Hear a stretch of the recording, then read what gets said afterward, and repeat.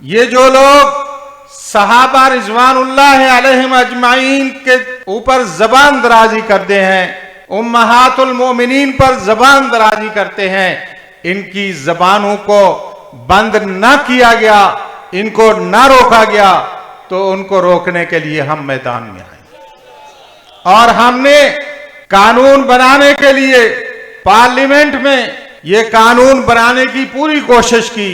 پاکستان کی قومی اسمبلی سے تحفظ ناموس صحابہ و آل بیت و امہات المؤمنین بل پاس کرایا، اور اللہ کی توفیق سے، آپ کی محبتوں سے، یہ جو علماء بیٹھے ان کی محبت سے، کہ اللہ کی فضل و کرم سے پاکستان کے ایوان بالا سینٹ میں بل، وہ قانون جو تحفظ ناموس صحابہ و آل بیت و امہات المؤمنین کا بل تھا، قانون تھا، اس کو الحمدللہ اس عاجز نے، اس فقیر نے پیش کیا اور اللہ کے فضل و کرم سے اس کو بالاتفاق پاس کرایا۔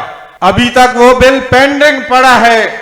ہم حکومت پاکستان سے مطالبہ کرتے ہیں، اس بل میں کسی کے ساتھ کوئی زیادتی نہیں، اس بل میں صحابہ کے حقوق کا تحفظ کیا گیا ہے، اس بل میں امہات المؤمنین کے حقوق کا تحفظ کیا گیا ہے، اس بل میں اہل بیت رسول اللہ کے حقوق کا تحفظ کیا گیا ہے۔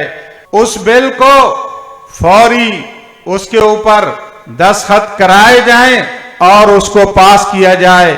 کیا خیال ہے؟ آپ اس مطالبے کی تائید کرتے ہیں؟